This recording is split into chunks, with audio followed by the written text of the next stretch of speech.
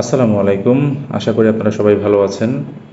So এই ভিডিওর বিষয়বস্তু হচ্ছে কি কারণে আমাদের পড়া ছুটে যায় অথবা আমরা পড়ায় ভালোভাবে মনোযোগী হতে পারি না। তো সেক্ষেত্রে যেটা মূল বিষয়বস্তু সেটা হচ্ছে আমরা যখন একটা বিষয় নিয়ে চিন্তা করি যে আমরা সেটা নিয়ে পড়বো, একটা টপিক নিয়ে পড়বো, তো সেই টপিকটা নিয়ে আমরা পড়তে বসি, তখন দেখা গিয়েছে সেই টপিকটা যখন আমরা পড়ছি সেটার চিন্তা না করে, অর্থাৎ সেটির উপর অধিকতর মনোযোগ না দিয়ে আমরা আদার্স আরেকটি টপিকের কথা চিন্তা করছি যে আমি তো গণিত কিছু আমার অঙ্ক রয়ে গেল, সেগুলো করলাম না। ইংরেজি থেকে কিছু গ্রামাটিক্যাল পার্ট রয়ে গেল, সেগুলো করলাম না।